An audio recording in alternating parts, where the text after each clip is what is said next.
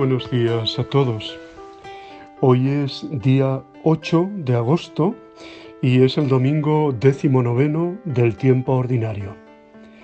En este día se celebra también la memoria de Santo Domingo de Guzmán, uno de los grandes santos de nuestra España querida, fundador de la Orden de Predicadores, y en estos días, en concreto el día 6, se acaba de cumplir 800 años de su dies natalis, o sea, de su nacimiento para el cielo.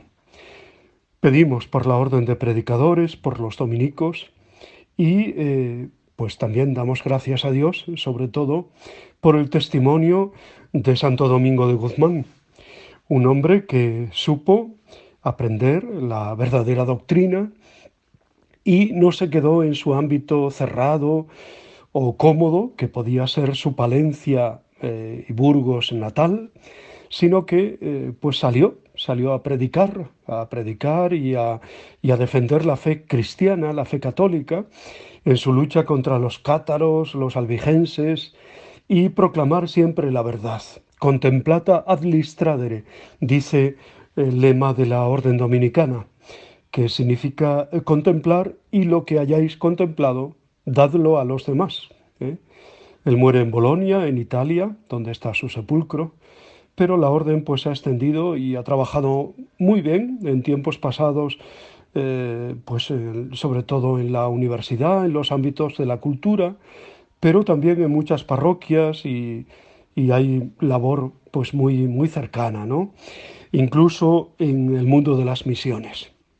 Perdón por esta digresión o apartarme de lo fundamental, ¿no? Pero creo que esto no resta, sino que ayuda también pues, a subrayar estas lumbreras que son los santos y que nos ayudan también a concretar cómo vamos viviendo la palabra de Dios, ¿no? En la sinagoga de Cafarnaúm continúa el largo discurso de Jesús sobre el pan de vida, el capítulo 6 del Evangelio de San Juan, que empezamos a escuchar propiamente el domingo pasado, porque el domingo que correspondía a la multiplicación de los panes y los peces, que es el origen de este discurso, celebrábamos en España la fiesta de Santiago Apóstol, ¿no?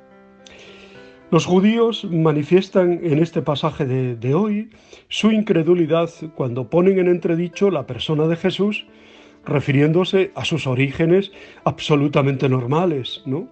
¿No es este Jesús, el hijo de José? ¿No conocemos a su padre, a su madre María? Sin embargo, Jesús aprovecha la circunstancia para conducir a sus interlocutores al núcleo fundamental de su predicación, ¿no? Para esto, cuando se proclama el Evangelio, es necesario también que nosotros enfaticemos, le pongamos acento a las afirmaciones de Jesús para que nuestros oídos también lleguen a captarlas mejor, ¿no? Podríamos resumir así las tres ideas fundamentales que indican esta progresión. Primero, todos serán discípulos de Dios. Todos debemos agudizar cada mañana, cada vez que nos congregamos en comunidad, el oído para escuchar lo que Dios tiene que decir a nuestra vida. En segundo lugar, Jesús es el pan vivo bajado del cielo. Quien coma de él vivirá para siempre. Y tercero, el pan es su propia carne, que da la vida al mundo. La murmuración del auditorio de Jesús deja entrever la dificultad de acoger el misterio de la encarnación, o sea, que Dios se haya hecho hombre, eso que decimos en el credo, ¿no? Bajó del cielo y por obra del Espíritu Santo se encarnó de la Virgen María y se hizo hombre. Los judíos consideran esto como escandaloso. ¿Cómo puede decir Jesús que ha bajado del cielo, no? Y el evangelista Juan conoce perfectamente este escándalo que supone afirmar tanto ayer como hoy que un hombre débil, frágil, de carne y hueso como nosotros, del que son bien conocidos sus orígenes, pueda decirse que ha bajado del cielo. Toda la Escritura anuncia la persona de Jesús que se aplica a sí mismo, hay que hacerlo con su cuerpo visible, que es la Iglesia actual, la cual, formada por comunidades cristianas débiles, limitadas y nutrida por sencillos signos sacramentales, ¿no? Un poco de pan, un poco de vino, los signos, el agua, el aceite, ha de ser instrumento de salvación para toda la humanidad. Si los creyentes humilde y dócilmente escuchan la palabra de Dios, serán conducidos entonces a la fe, ¿no? Como dice hoy San Pablo en la segunda lectura, sed imitadores de Dios como hijos queridos y vivid en el amor como Cristo nos amó. La verdad es que nos hemos acostumbrado a hablar de la vida eterna como de una realidad que va a acontecer una vez superada esta vida terrenal, ¿no? Después de nuestra muerte. Y de esta manera la alejamos de nuestra vida cotidiana. Jesús dice, el que cree tiene, subrayo, tiene vida eterna. La forma verbal tiene, en presente de indicativo, expresa una idea fundamental, ¿no? El Evangelio no dice tendrá vida eterna, sino tiene ahora ya vida eterna. En el Evangelio de Juan, vida eterna es sinónimo de tener la vida de Dios, ¿no? La presencia de Dios, eso que debemos cuidar y que al neófito en el Evangelio se le indica con la vestidura blanca, ¿no? Consérvala sin mancha hasta la vida eterna. Quien se une a Jesús, por tanto, empieza ya aquí y ahora a poseer la vida divina que emana de Él. La Eucaristía es el pan bajado del cielo, que sostiene la vida de la Iglesia y muestra su realidad divina como cuerpo de Cristo en medio del mundo. La imagen del profeta Elías, que aparece en la primera lectura y que se esfuerza pues por caminar durante 40 días, 40 noches a través del desierto y habiéndose alimentado solo con la fuerza del alimento que el ángel del Señor le dio, pues es un icono precioso que expresa también la peregrinación de que la comunidad de los cristianos ha de recorrer sostenida por el pan vivo bajado del cielo. La Eucaristía, el cuerpo de Cristo, para llegar a la montaña sagrada, es decir, al encuentro definitivo en la casa del Padre, ¿no? Jesús es el pan de la vida, para quien lo coma, que quien lo coma no muera. Muere en lo físico, ¿no? Pero si realmente se alimenta de Dios, no muere. Para Dios todos son vivos, ¿no? La invitación a comer no se refiere aquí al acto físico de llevarse un alimento a la boca para tragarlo, para digerirlo. Basándose en esa imagen, Jesús va más allá y pide a sus oyentes que se nutran interiormente de Él, que asimilen su palabra, acepten su persona, de modo que sea su sustento básico, el pan de sus vidas. Por eso insiste en que quien da ese pan es el Padre, al cual le une una estrecha relación. Jesús es el pan que el Padre ofrece a este mundo, hambriento de vida, y se le come mediante la fe.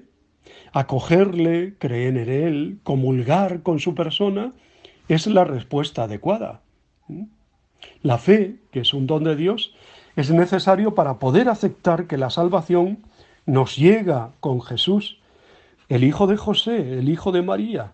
Y como dice el Evangelio, hay que dejarse instruir por Dios. Por ello, además de la fe, que es un don, es preciso nuestro empeño y tarea de la meditación asidua y profunda de la palabra de Dios, ¿no? La fe, por tanto, no consiste en asimilar conceptos o verdades abstractas, sino en asimilar la persona de Jesús, aceptarlo, comulgar con Él. Por tanto, no es cuestión de ideas, sino de relación, es cuestión de haberse encontrado verdaderamente, personalmente, con Cristo, ¿no? Y amarle, como diría San Ignacio de Loyola, conocerle para más amarle, para más seguirle, ¿no? Todo el que escucha al Padre y recibe su enseñanza me afecta a mí, dice Jesús. La fe no puede quedarse en consideraciones intelectuales, sino que debe concretarse en un modo de ser y de actuar. El que acepta a Jesús vive como Él, que se ha dado a sí mismo para la vida del mundo. Por tanto, tú y yo lo que tenemos que hacer es darnos siempre, servir, entregar la vida, ¿no? El Evangelio, como repito, nos ha asegurado que todos serán instruidos por Dios. Nosotros también nos debemos dejar enseñar por Él, ¿eh? Y nos ponemos a la escucha de su palabra porque queremos aceptar con fe lo que es y lo que significa la persona de Jesús. Celebra hoy la Iglesia, como hemos dicho al comienzo, también la memoria de Santo Domingo de Guzmán. Además, este año, como ya hemos dicho, el pasado día 6 se celebraron 800 años de la muerte, del Dies Natalis, el nacimiento para Dios, de Santo Domingo de Guzmán. Con ese motivo se preparan toda una serie de actos y se están produciendo en la orden dominicana.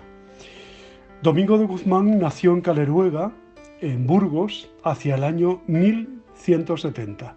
Sus padres fueron Félix de Guzmán y Juana de Aza, llamada popularmente Santa Juana de Aza, realmente beatificada en 1828. Domingo tuvo otros dos hermanos mayores, Antonio y también el beato Manés. Este último fue uno de los primeros beatos dominicos. De los 7 a 14 años, bajo la preceptoría de su tío, que era arcipreste en Gumiel de Izán, Gonzalo de Aza, recibió esmerada formación moral y cultural. En este tiempo transcurrido en su mayor parte en Gumiel de Izán, despertó su vocación hacia el estado eclesiástico. De los 14 a los 28 años vivió en Palencia, estudiando artes, humanidades superiores, filosofía. 4 años más estudió teología y pasó otros 4 como profesor de las escuelas catedralicias de Palencia, que en 1208 serían convertidas en estudio general. Al terminar la carrera de artes en 1190, recibida la tonsura, se hizo canónigo regular en la catedral de Osma, Soria. Fue en el año 1191, ya en Palencia, cuando vende sus libros para aliviar a los pobres del hambre que asolaba Castilla. Al concluir la teología en 1194, se ordenó sacerdote y fue nombrado regente de la cátedra de Sagrada Escritura en las escuelas. Al finalizar sus 4 cursos de docencia y magisterio universitario, con 28 años de edad se recogió en su cabildo y luego el obispo le encomienda la presidencia de la comunidad de canónigos y del gobierno de la diócesis en calidad de vicario general de la misma. En 1205, por encargo del rey Alfonso VIII de Castilla, acompaña al obispo de Osma, Monseñor Diego de Acebes, como embajador extraordinario para concertar con la corte danesa las bodas del príncipe Fernando. Con este motivo realizó viajes a Dinamarca y a Roma, y durante ellos se decidió su destino y se aclaró definitivamente su ya antigua vocación misionera. Convencido de que los herejes cátaros debían ser convertidos al catolicismo, comenzó a formar el movimiento de predicadores. De acuerdo con el Papa Inocencio III, en 1206, al terminar las embajadas, se estableció en el Languedoc como predicador entre los cátaros y en 1206 establece una primera casa femenina en Pruil, las monjas, fundadas monjas dominicas, en Pruil. Rehusó los obispados de Conserans, Béziers y Cominges, para los que había sido elegido canónicamente. Para predicar la doctrina católica entre los cátaros, en 1215 establece en Toulouse la primera casa masculina de su orden de predicadores, cedida a Domingo por Pedro Sella, a quien con Tomás de Tolosa se asocia a su obra. En septiembre del mismo año, llega de nuevo a Roma en segundo viaje, acompañando al obispo de Toulouse, Monseñor Fulco, para asistir al cuarto concilio de Letrán y solicitar del Papa la aprobación de su orden como organización religiosa de canónigos regulares. De regreso de Roma, elige con sus compañeros la regla de San Agustín para su orden, y en septiembre de 1216 vuelve en un tercer viaje a Roma, llevando consigo la regla de San Agustín y un primer proyecto de constituciones para su orden. El 22 de diciembre de 1216 recibe del Papa Honorio III la bula Religiosam Vitam, por la que confirma la orden de predicadores. Al año siguiente retorna a Francia y en el mes de agosto dispersa a sus frailes. Envía 4 a España, 3 a París y él decide marchar a Roma. Se dice que allí se manifiesta su poder taumatúrgico con numerosos milagros y se acrecienta de modo extraordinario el número de sus frailes. Meses después envía a los primeros frailes a Bolonia. A finales de 1218 regresa a Castilla a recorrer Segovia, Madrid y Guadalajara. Por mandato de Honorio III, en un quinto viaje a Roma, reúne en el convento de San Sisto a las monjas dispersas por los distintos monasterios de la ciudad para obtener por los frailes el convento y la iglesia de Santa Sabina. En la fiesta de Pentecostés de 1220 asiste al capítulo general de la orden celebrado en Bolonia. En él se redacta la segunda parte de las Constituciones y un año después, en el siguiente capítulo, celebrado también en Bolonia, se acuerda la creación de 8 provincias dominicas o dominicanas, con su orden claramente estructurada y más de 60 comunidades. En funcionamiento, agotado físicamente, fallece el día 6 de agosto de 1221, tras una grave enfermedad, a los 50 años de edad, en el convento de Bolonia. Sus restos permanecen sepultados en la Basílica de Santo Domingo de esta ciudad. En 1234 el Papa Gregorio IX lo canonizó. La Iglesia Católica celebra su fiesta el 8 de agosto. Pues damos gracias a Dios por su vida, por su obra, por su testimonio, por su santidad. Uno de los grandes santos de la Iglesia. También se cuenta en su biografía pues su encuentro con San Francisco de Asís y ese abrazo tan famoso que se refleja en muchos de los retablos, tanto franciscanos como dominicos, ¿no? Órdenes mendicantes, órdenes muy unidas, muy cercanas. Pues bendito sea Dios por Santo Domingo. Felicidades a todos los dominicos y dominicas, religiosos, de vida activa, de vida contemplativa, que se extienden por el mundo. Os deseo muy buen día, os abrazo y os bendigo en el nombre del Padre, del Hijo y del Espíritu Santo. Os quiero.